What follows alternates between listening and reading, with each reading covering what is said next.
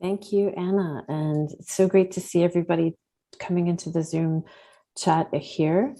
We'd like to thank you very much for joining us and to continue the great training that the team has set up with all of you, because this is your product. And as Anna was saying, it really is all about you and bringing people together so that they can grow the stronger network. I often put out on Twitter, it's the human nuts that build the nets. So this is part of that growing that network of experts that you already know and can now meet. We have the pleasure today of being on the Joint Policy and Technical Discussion Community Engagement, one of my favorite topics. And we have Lihla, Noori with us and Joel Templeman. And Lihla is joining us from Hawaii, and she will tell you where she is because I will make a mess of the name. And Joel will tell you where he's coming from. But we're going to start off with me talking about, for 2 or 3 minutes, about community building, and then really turn it over to Joel and Lihla to tell us more about their experiences in the communities that they're working in. And I was so pleased when Anna and Mark were asked me to help join this session. And Anna and I'll be just jointly moderating at the end on the Q&A. So it's easy breezy. Going forward, the real issue here is to hear from our experts and for me to turn off my phone and for Anna to help us moderate the Q&A toward the end so that you get as much out of this session as possible. Community is one of the most important things for us at the Internet Society and with our partners. We often say that we never want to be a single point of failure as a partner. And that's also in your networks, right? You never want your networks to have a single point of failure, your community network, meaning both in humans and in from the technical sense. I've been working with communities to build internet connectivity for the last 20-something years. And it's been mostly with internet exchange points and in the telco days way back on the telecom side. And in the last 15 years, more on the internet side. And really the thing that drives me the most is working with people with all of you and feeling that human spirit of what we need to do to connect people for more opportunity and for betterment, whether it's economic or social. You all know, and this is something that I've heard from many, and you'll probably hear this from Joel and Lihla, every community is different. There may be certain practices that we use or templates that we can look at when we go into a community of where we want to be at the end of the day, but we really rely on the community to help drive us and to come up with those key factors for success because your communities are different. When I've spoken to people from other parts of the United States and around the world and what we're doing, sometimes they'll say, no, it's cookie cutter. You can come in and you can do it this way. Well, we're not here to tell you how to do things. We're here to listen as far as, because you're the experts. You know what's best for your communities. And Lihla and Joel know that from the communities they've worked with. And we take the lead of the community to move forward because if the community doesn't hang with us and with itself, there won't be as much success and there won't be that spirit that you see behind the development.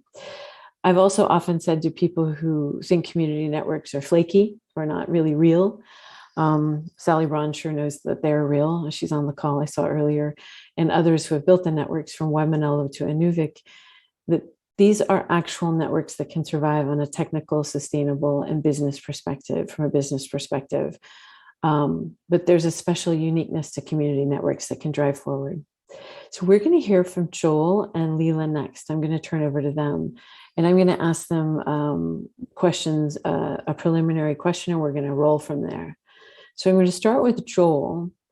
And Joel, tell us a little bit more about your community and how you have engaged the community. How did you go into the community? Because that's really important as far as how you introduce yourself and how you brought people together. So can you give us a little bit of who you are and also how you engaged your community? And we can get later to some of the lessons learned, but I would love to hear how you engaged your community from the start. And Lihla will turn that same question to you to start. But give us a little bit of who you are, Joel, and then how you engaged your community. Sure. Thank you for having me. It's great to be here. I'm Joel. I'm the executive director of Canada's Manitoba chapter, brand new, freshly minted chapter, just in the final days of the formation process. quickly kind of its existence comes because there's lots of people in Manitoba working on this type of stuff, but a lot of independent work, not really knowing each other. So, that was the first level, was even just creating that community at the chapter level, right? There are a bunch of work going on, being able to find that group and capitalize on that work, and even just bring that community together for support, right? It becomes very isolated sometimes. So that was the first thing, was creating the chapter, and we've been doing that for the last couple of years. And then as far as like my background, I started off in education. I'm a K-12 teacher. I did that for a number of years, and then ended up in the military. And ended up really doing IT project management, and eventually ran a network operations center for the Canadian military, and retired a couple of years ago. And when I retired, I wanted to come back to the community. I'm born and raised in Winnipeg, and wanted to do more local work, more nonprofit work. Had kind of enough time with the federal government, and wanted to do something that I could see a little bit more direct and tangible results in my own backyard. So that was what led me to kind of working around locally. But kind of went back to education as well. But all of that work, I kept running into the same problem, and that was connectivity. So the two worlds kind of, I didn't really plan it, but my IT world and my education world kind of collided. And of course, the community is in all of that, right? So being able to do any of these things, and I'm preaching to the choir, needs connectivity, and that's why I kind of ended up circling back and trying to help groups overcome the problems. So that led to the chapter, led to my involvement in this project. So the north end of Winnipeg is traditionally it's a very high immigration area, since the beginning days of Winnipeg, back into the 1800s, Eastern European. Over time, it's become much more diverse than that, and a huge percentage of that is Indigenous population leaving reserve, coming to the urban center, which is growing. We're actually per capita the largest Indigenous population. Even though we're only the 7th largest city, we have the largest urban Indigenous population, and a great deal of that is in this kind of area. But that's not the only group that's there, so still remains very diverse.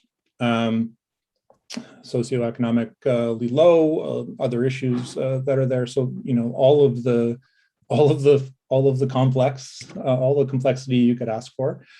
But the community, there's a lot of community groups there, and a lot of really great nonprofits that work in that area. And they've obviously identified this problem over and over for years, even pre-pandemic, but obviously a huge importance during the pandemic. So they reached out actually to the Internet Society, and through that process got to Mark, and Mark has some ties back to Winnipeg as well. And it just so happened that's when we were forming. So he said, "Hey, by the way, did you guys know you've got a group right in your backyard that's doing this? Cue me." And I kind of came into the scene at that point. So I didn't start this by any means. This work was already in process when I kind of came on the scene. And it's been excellent, because one of my first concerns was that it was being driven by the community. This was not something that was being brought in or sold to anybody. The community was identifying the problems, and the community wanted the responsibility of it, but needed assistance, which is a perfect mixture. So we were coming into, we weren't just kicking the door in and saying, "Hey, we're here to help, here you go, here's my solution." We were saying, "What do you need?" And that has been kind of what I've been doing, over the last 6+ months, discussions, and really just meeting people and finding out what their strengths are, what their skills are, who's who in the zoo. All of these organizations. The other thing too is these organizations are, like any nonprofit, already maxed out plus in what they're trying to do with their, because that's what they do. They're service providers for health or work assistance or whatever. That's what they're trying to do. They just happen to need the internet to do it better. So they don't have extra capacity to also take this on. So, they're calling out for help, and that's what we're trying to do, is come in and say, okay, well, where can we do that help? and I guess we'll get into this later, but that's kind of what we got on the scene, is that, you know, a bunch of community groups, classic kind of urban desert, underserved connectivity, and they need that connectivity for, you know, everything they do. So that's where we got called. Excellent, thank you. And I'm hearing community of communities and community led, which is what we often will say, and what we're hearing other people say out there on Twitter and the Facebook, or in groups where they're just chatting with each other about the importance of driving together for a common goal. Lihla, you're joining us from another part of the planet. Can you tell us where you are, what you're doing, and how you first went into a community, and how you entered that community as a newcomer or someone who's been there a long time? I don't know.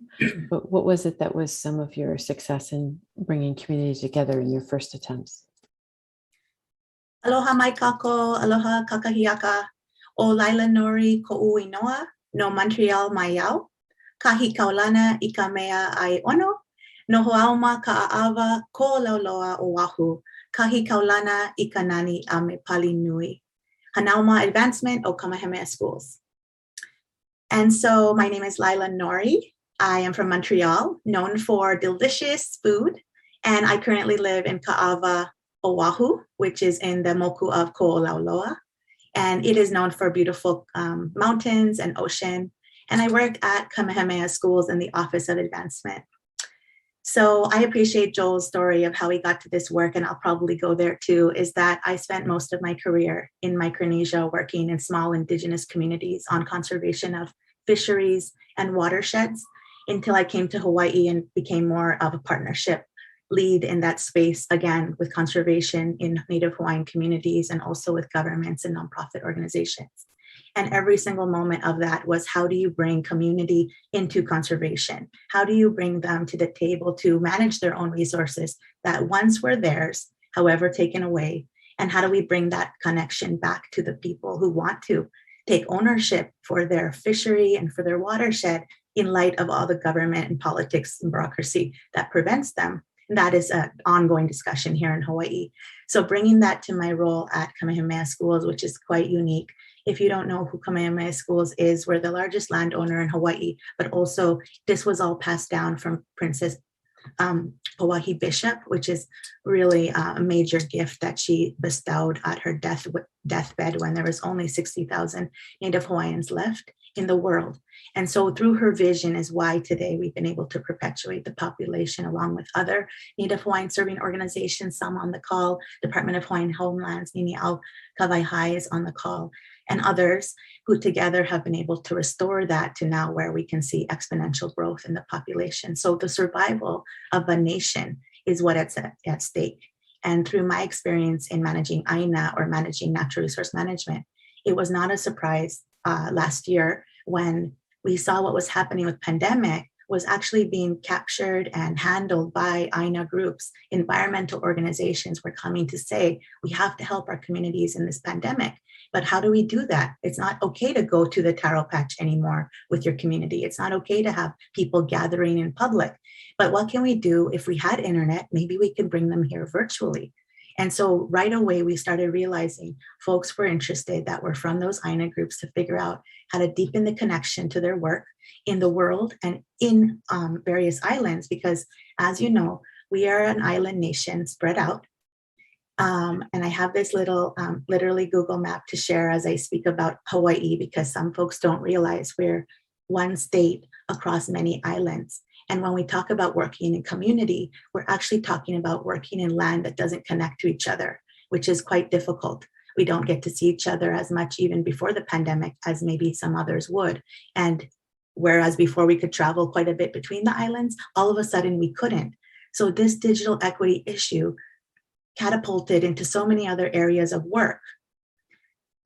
So whether it's because I already was accustomed to working in community and I could feel the need just growing through the pandemic, or whether it's because Native Hawaiians believe in these two words that I put in the chat that I'll probably refer to a lot, and I hope that you could read what they mean. But the reading and the black and white is not really the inherent meaning. It goes much deeper than that.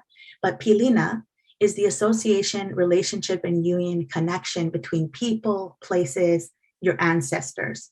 And there's deep symbology there in Hawaiian building of and lashing of Native Hawaiian canoes and hale or houses. And then lokahi, which interestingly enough seems very similar, is the unity and agreement, accord and unison of people. And so these two things, if I asked myself, what does community engagement look like? And how do we, what you said before, Jane, go into communities? We don't go into communities. We wait for an invitation. We wait for an interest, and we wait and just offer what it is we're doing with, for example, Pu'uhonua Waimanalo being such a lead for everyone here. Like how fitting that they finished their build in 2019, just months before the pandemic hit. That was a gift for everyone, because if it wasn't for us understanding who can we go to, we can go to Uncle Bumpy, we can go to Brandon. How can we figure out what they did and how do we replicate that? That was the gift that allowed us to expedite, so to speak, other communities understanding, feeling, knowing, and trusting the process they went through. Who is Internet Society? Oh, well, Uncle Bumpy and Brandon have already, it's okay, we can trust. And with that, there's Pilina being built, that connection, that relationship between who Brandon knows, who Uncle Bumpy knows, the fact that Pu'uhonua Waianae was actually there at the build for Waimanalo was just major, right? So here you have a homeless encampment of people moving onto their land that they bought and putting up a community network. It just sounds silly. You're like, what is she talking about? How does a homeless group of people buy land on their own and become a nation of their own on their own land? So we could get into it more, but I think that kind of sums it up, the idea of trying to build Palina with folks, people, organization, places, and then also deepening that into lokahi, and where do we have unity together? How do we convene those groups that now already show Pilina and move forward efficiently towards launching the community broadband networks that we needed yesterday? Thank you, Lihla. And you've hit on something, of course, both of you, Joel and Lihla, about the pandemic and really showing people that the internet is a lifeline. And it's connected all of us in different ways, whether it's both video and audio, because your video may not be strong enough with some of your capacity to support the video. But you've used internet to help keep your communities together. How has your trust building changed during the pandemic? Because as you noted, Lihla and Joel, you were hitting on this, building trust is so important. And it's one of the basic things that I've seen too, where you've got to build trust. And you just don't do that by walking in the door and saying, here, I'm here to help. As you said, there's an invitation, it's meeting people and them coming to you to say, we want your skills and information so that we can be strong together and sustainable and build our own trust with our community as well. So Joel, I'll ask you first and Lihla over to you after. So Joel, trust building, what were you doing during the pandemic or before to help build trust? Because your ways of doing that may have changed a little bit during the pandemic, but you may have found new things to do in the physical world of building trust. So talk to us a little bit about that. Yeah, I think that the one thing that's probably most impacted is time. The first thing, obviously, you're invited to do it, but in pre-pandemic, you would go there and sit down and have a coffee and talk and have that interpersonal connection face to face, wherever possible. But you kind of go from place to place and you meet people and you bring people together and everything. And that's fairly efficient. It's covers that, you get that body chemistry and you get that thing. So people will start feeling that trust and building that trust. So same process essentially, but we were having to do it all online. We were having to do exactly this style of meeting, it just takes longer. People's attention is, split. You lose a lot of that human aspect of it, right? So it's not that it's not there. And the other thing too, like assuming that they can even make this type of connection, right? Sometimes you have somebody who's on voice and things like that. So it's still possible, but it takes more diligence and it takes more time, which is something we often don't have the luxury of, but it's the key, right? So it's the most important. At the same time too, though, because people have become more comfortable with this type of thing, it would have been much more difficult to get people to willingly do this pre-pandemic. So I think that we've gotten to a bit of a comfort level where people are willing to jump on, and you can capitalize on that, the geography of it all, right? So we've been able to kind of tap into and contact people who we'd probably have a hard time getting a hold of, or having involved, because we were able to just do, people will give up an hour of their time on a Zoom call or something, but probably would have been really difficult or very expensive to get them to travel to you and talk, that type of thing. So in the ease and expense of getting people in the wider community or tapping into experts and things like that, we were able to do that. I never left my desk, and I was chatting with experts in Seattle and these types of calls, right? We're really expanding the quality and quantity of people who might have been literally out of our reach in the past, to support us and be able to bring in expertise that we might not have, or very likely don't have locally. So there's a trade-off for sure. So I think there's trying to build in that time is the important part, and reach out, to wherever you need to find that expertise. Thank you very much. Lihla, over to you on the trust building and working with community. Thank you so much. I agree with some of what Joel said for sure. For my role at Kamehameha Schools, it's super unique. I leverage partnerships and philanthropy towards Native Hawaiian community need. So my day job is building social capital and getting to financial capital. So when we come to groups of folks who need help, the best way we found to build trust is, what do you need? How can we fill that gap?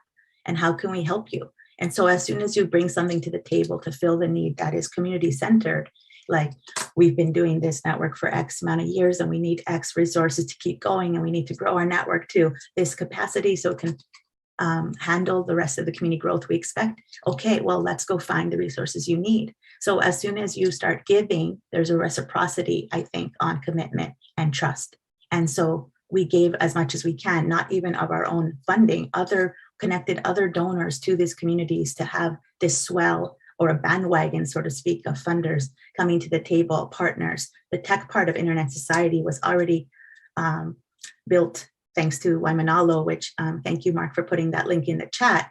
Their work in 2019 already promulgated that connection, that Internet Society chapter in Hawaii, our state having a major force in lifting a broadband hui every Wednesday. There was already trust for, yes, we need to bring Wi-Fi to everywhere in Hawaii. Everyone needs to access it. But we realized we had deep pukas, or deep gaps in connectivity, and that our providers were not playing fairly as far as sharing information and being good partners, as good as we hope they would be. So I think that trust building was providing the service of convening a space for the communities to discuss what the needs were and what their challenges were, and then meeting those challenges with solutions as far as whatever gaps they felt in funding or convening or anything. We met every single one of them along the way, and fairly quickly, because the pandemic was upon us. So I would say that had a lot to do with it as well, that we didn't have to sell the idea of digital equity that many of you have been working on for years. For us, there was that emergency need that folks were not accessing telehealth. They weren't signing up for food stamps and other government supports. They were not even going to school.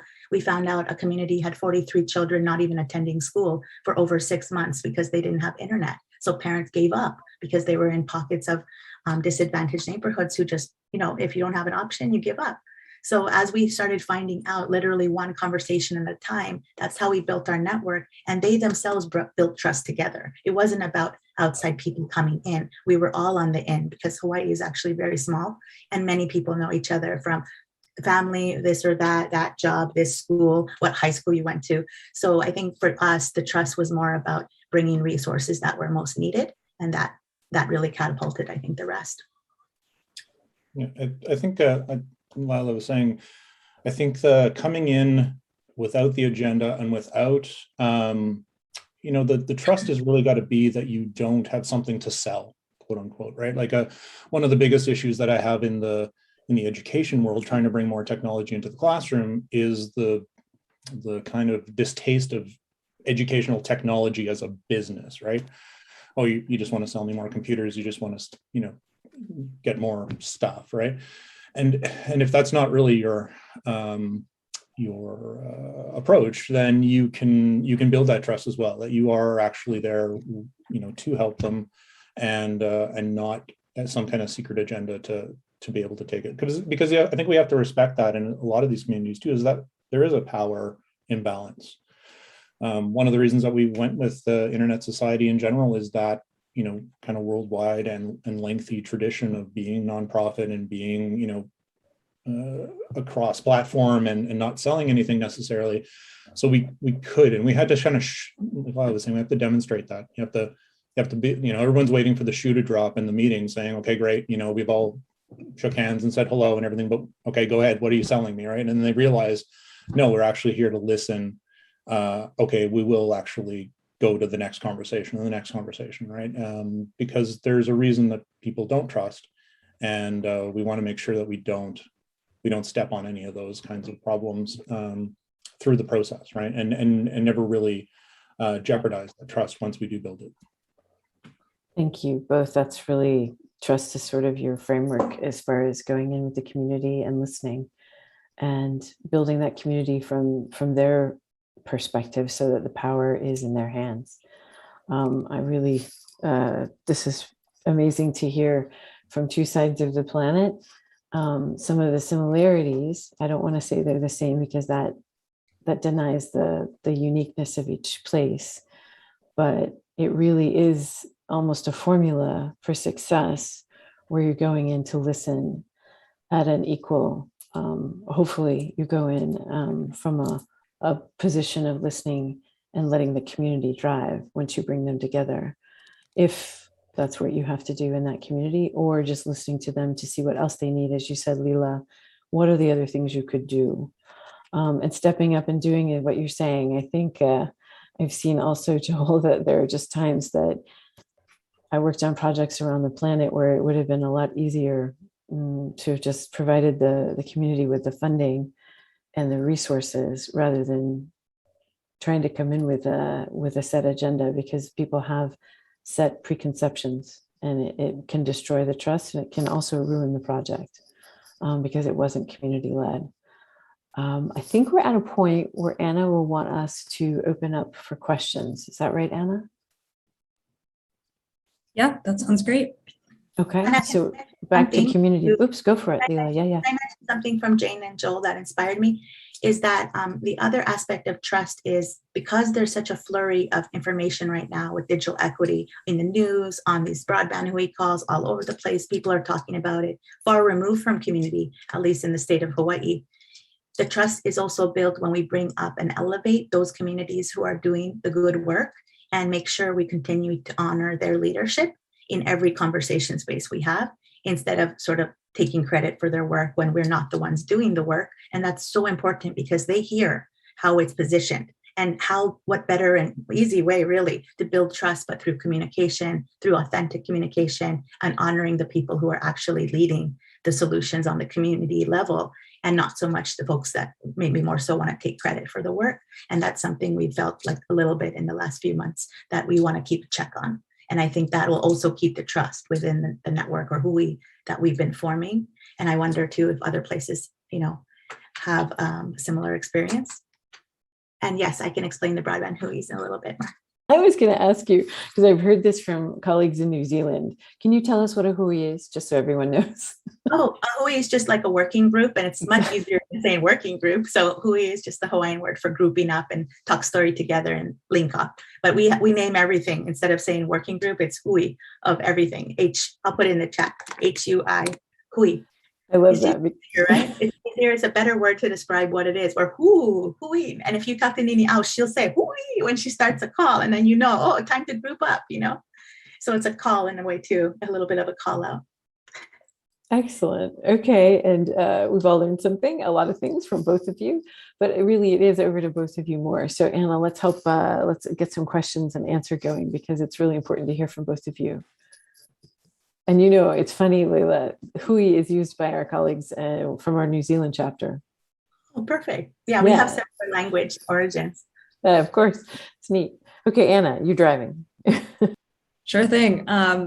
So does anyone have any questions right now? Feel free to just unmute, or, even if this doesn't even have to be questions necessarily, it can also be if you have your own experiences in, building trust with different communities and all of that. If you want to share those experiences, we are, happy to discuss that and hear from other people.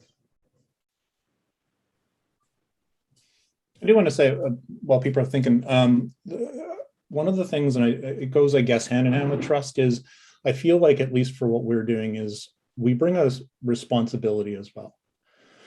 And I think that goes importantly. So, people are saying, hey, we need this, please bring it. And we all agree with that. But I think there's a responsibility to the safety side of it, right? To the possible negative impacts that we would also bring and possibly be related to when we leave this, right? So I think that's important as well, as experts in the area, and both the technical side and the other side, right? The digital literacy side, the safety, security.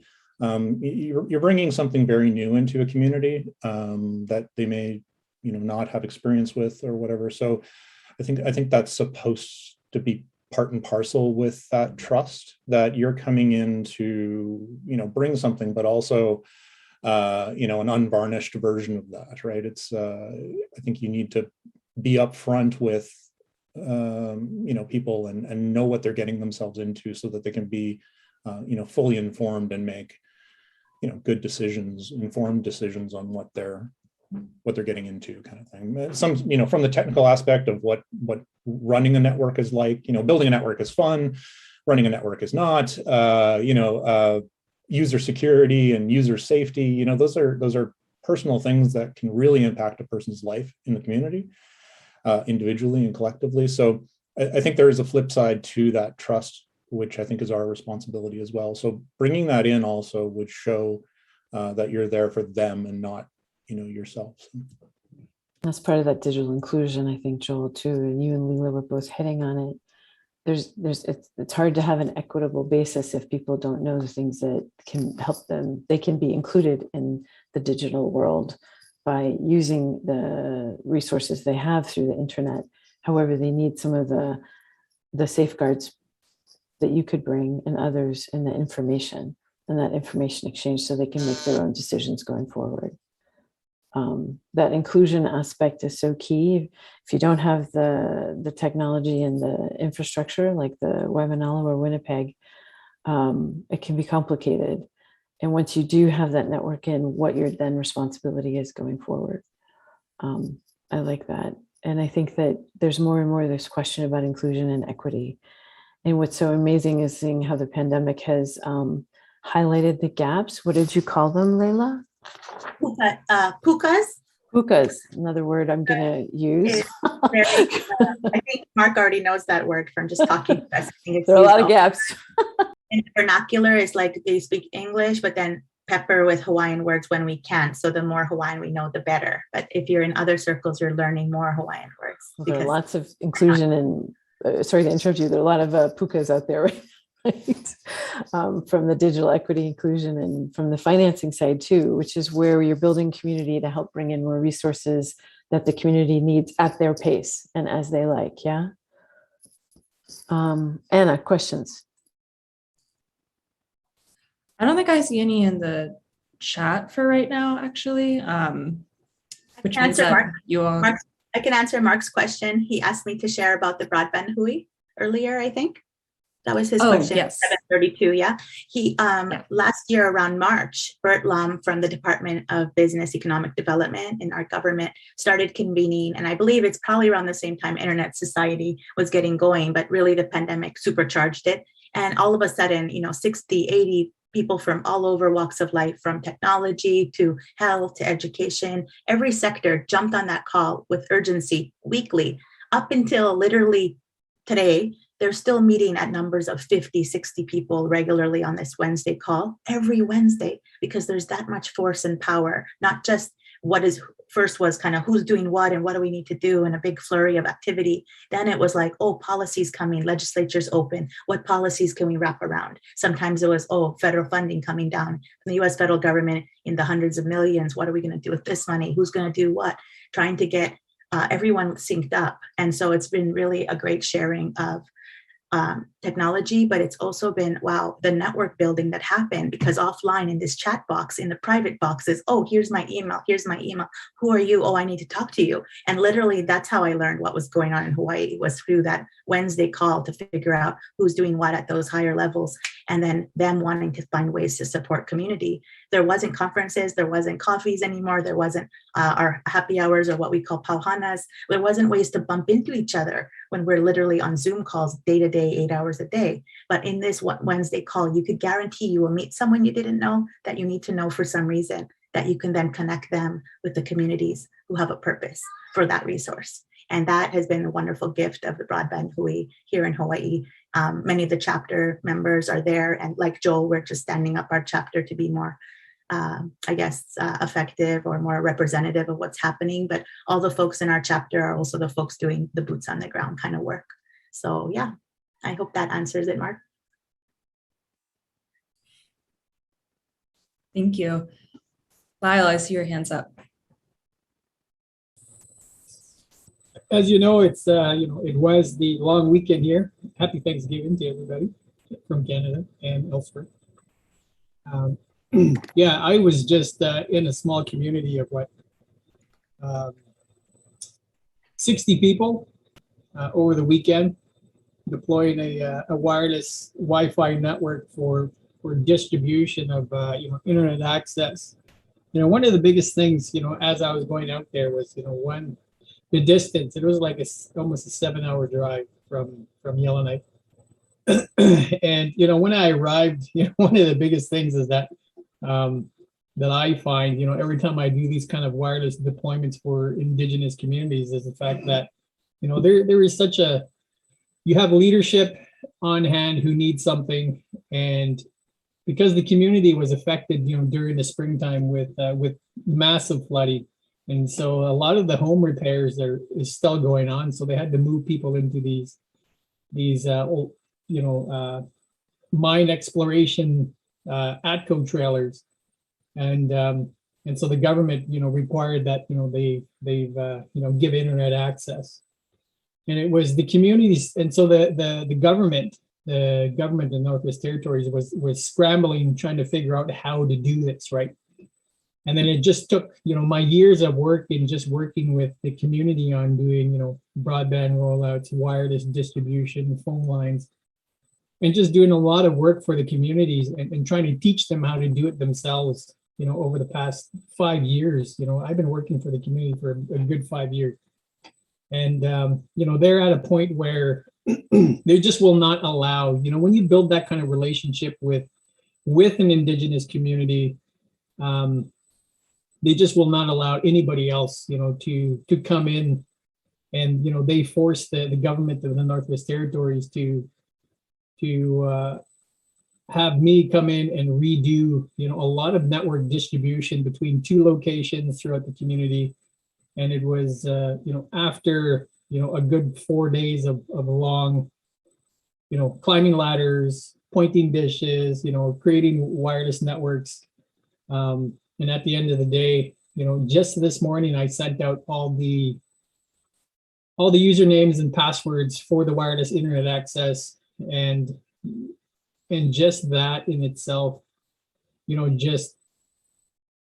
having been, related and not related, but, having a relationship with the community, has given me the opportunity to really help, a lot of Indigenous communities, do wireless distribution and deployments. And, and it's the trust, right? Because one of the biggest things that I've seen before I came into the community was the fact that, when I showed up into the community, they had, like Lenovo servers that the community had no idea what they were for, how to work it. And when I came in, my primary work is always about how to educate utilize existing over-the-shelf technology that is easily manageable by the community and can manage it themselves. And the other one is, always keeping the community informed on every aspect of a network build that I hand out to them.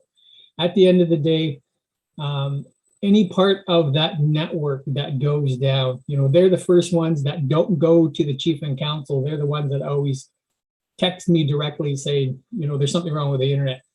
And then I say, because it's much quicker, rather than me using a VPN to remote in to find out, I just, tell them to leave on their computer, let me come in with a team viewer, and then I check from their laptop, right? So people always ask me to come in and log into their computer to check, see what's going on individually on their network for me to troubleshoot.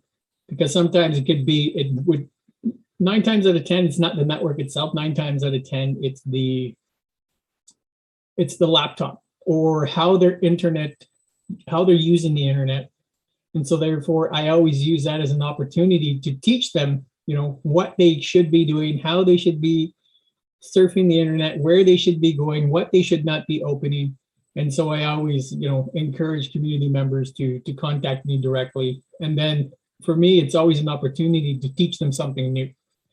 And, and it's all about trust, right? Educating, bringing trust, and then working with the community members directly, right? So it's, that's how I do, that's how I do a lot of the work that I do. And it's, really, I enjoyed it, even though it was, you'll see me yawning and stuff like that because I had a long 7-hour drive back yesterday. And I had to, get back to work today, but, it's, that's my short little intake of, advice.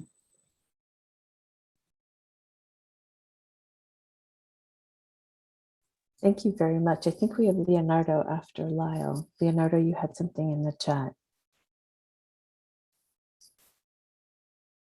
It was about owning the infrastructure.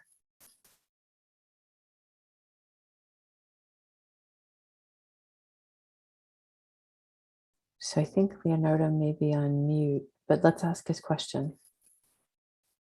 Lihla or Joel, do you own the infrastructure or are you licensing the access in a regulated environment? I will start because I have a short answer and Mark can fill in, but we own the equipment on the site and the backhaul, the fiber is owned by Hawaiian Tel usually. Unfortunately, we have sort of a monopoly here on the fiber across Hawaii, and there's a lot of story behind that. But Mark, is that correct?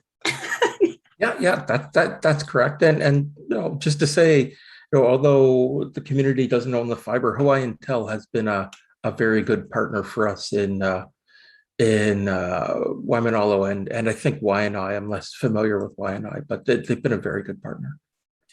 Yes, actually, our first step in Waianae was trying to raise the funding to give to HTEL to lay 13,000 feet of fiber from the main road because we couldn't actually have a community broadband network until we had fiber laid, or I should say strung, because it's on poles above ground. And that was a surprise for me since I'm not on the tech side, obviously, but that was quite a length. And because of that, has now been able to access even deeper communities into the valley that never had because of that initial 13,000 feet that we helped lay with HTEL. So they've been very helpful there. In our community of Kipuhulu in the east side of Maui, same thing. Federal funds were allowing HTEL to wrap the entire island with fiber that had never existed on the east side of a whole, which is a large part of Maui. And that is going in currently to be launched November, and that community broadband network couldn't have launched. There's no power there. There's no water. Without that fiber line, we could not have had the community broadband network. So that partnership with Hawaiian Tel is just so important. They're laying junction boxes at each spot just for us, right? As they're in kind, their demarc boxes are there. And so that kind of thing, we couldn't do without them. So that has been really good to see. So we don't own fiber. Joel, actually, Nini, I would say on DHHL land, there is a different ownership on actual Department of Hawaiian Homeland's fiber. And that's another story as well. Joel, did you want to catch that one? Yeah, as of right now, we don't either own or partner, but that's part of the conversation right now because we have the opposite problem.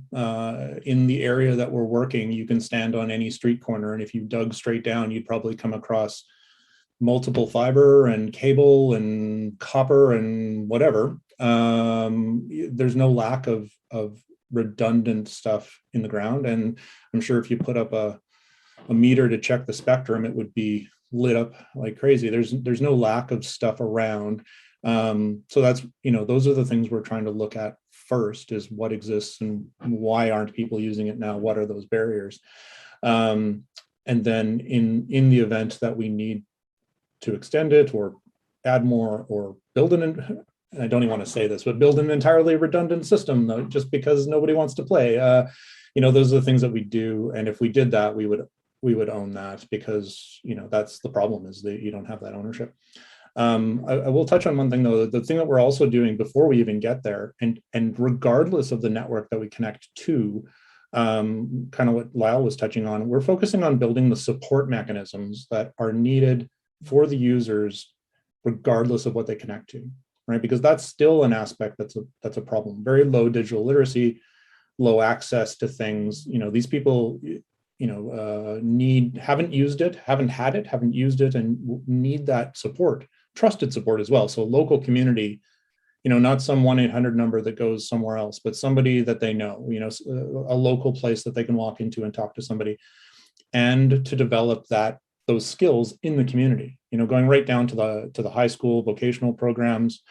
There is no tech stream in that particular area. There are in other parts of the city, but bringing that in right from the high school to being able to apprentice in places, hardware and network stuff.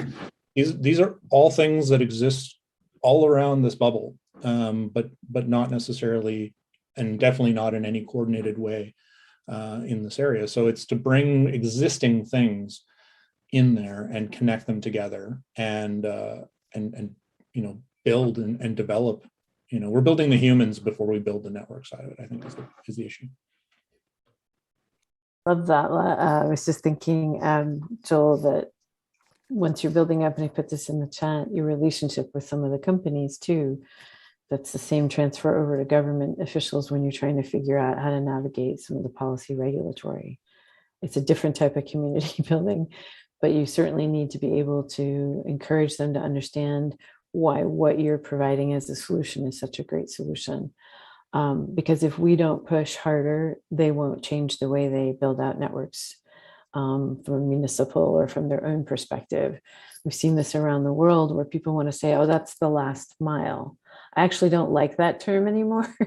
I like to call it the first mile from the community out, or the community out network, because if we look at the traditional approach to building infrastructure, it's just not going to work in your communities. It's not working in many places we are around the world, because they've been neglected. They're poor. There are certain groupings. There's redlining still going on in the US, where in some cities, the companies draw a line. It's a red line on a map that says too poor, not enough money from that community. And it's shocking that it's still going on to me. I've been doing work overseas most of the time and not here in the US, but COVID has kept me quiet, which is making me crazy. But anyway, redlining is alive and well, as Mark and I have learned on another project we're working on. And so you just need to work with those local officials. Bert's been amazing to watch in Hawaii, and obviously Mark and others, and many of you in Canada and the US, to see what you've been able to do with officials. And Anna had mentioned earlier the recommendations that come out of the summit. Those are amazing, and it's been amazing to see what people have been able to do. Some of you on this call, or maybe Mark and Anna with some of you going into your talk to your officials. Those recommendations have changed the way people have thought about building more networks. They really have. And I've seen it in action. I've seen it come out of different policymakers' press releases or some of the legislation. So you're building not only your community trust and layers, but you're working with the community, the local officials to get things done together, and some of the local technical experts like Lyle and others. And once they see what can be done based on your experience, they're like, wow, because they're inspired. And they know that there's a model that they can look at and adapt, because some people say, oh, you need to adopt this. Well, no, you need to adapt it because it's just not the same in every place. I'm sure, Lyle, you've seen that where you've been, and Joel and Lihla where you are.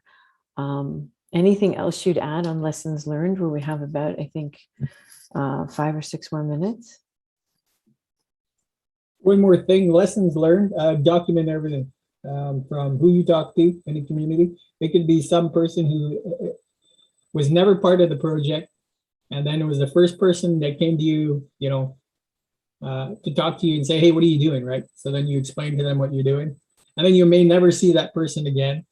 And then you get other people in the community who are resisting what you're doing. And then when it comes time to, presenting the project to the community, and everybody's concerns and have questions, and it was that first person who really supported the work that I did, meaning that, I was open, talked to him, explaining everything that I'm doing, and just talking to everybody, right, in the community, build trust, talk to people, tell them what you're doing, try to educate them in regards to, because everybody understands what internet is. They may not own a computer sometimes, because this old guy was 78 years old.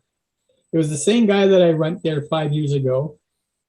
And I seen him on Saturday, and he said he just turned 78, right? And he said he was glad to see me back in the community, even though that he didn't even have a computer, but he was the first one to support, a network for young people, right? Internet access for young people. So again, when you come into a community, talk to everybody, talk to the people who come off the street to find out why you're in their community, because you are a guest, even though that, I'm a First Nations member and a Dene member of the Dehcho region, which is 10 communities that I'm part of. I'm still a guest in their territory.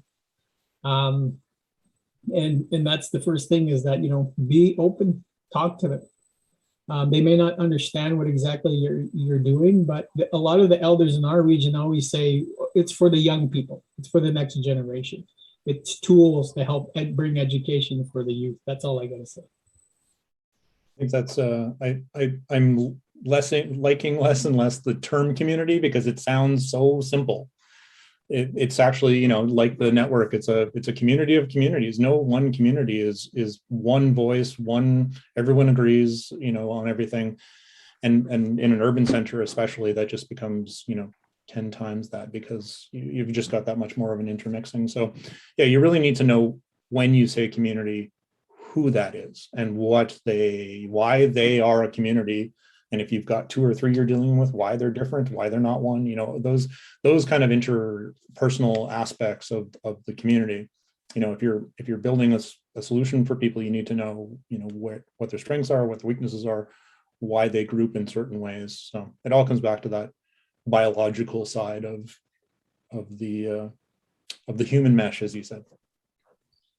I would agree with Joel and Lyle as well, that especially from this call and what we're experiencing now in Hawaii, now that we know kind of who's building what and the equipment part of it, I think the focus and the lessons learned now is on that human capacity that I've heard Lyle and Joel share about, is exactly where we are now. Is how do we build up the resources within the community to perpetuate these networks and actually have the real investment that they were destined to have to begin with, and not just how do you build this pole fiber equipment here or there that's physical, but later who's going to help come do the build. And those are the same people who will hopefully troubleshoot any issues that we might have along the way. And then the other takeaway I would have, just from being new to this space from last year to now, is just over a year. If someone ever asks me, how will you build a community broadband network? I will always say yes. Because it's not a question anymore. It's not like how, or maybe this way, maybe that way. It's not even about research. We are determined, we're perseverant, and we're not going to give up. The answer is yes, and we'll figure it out.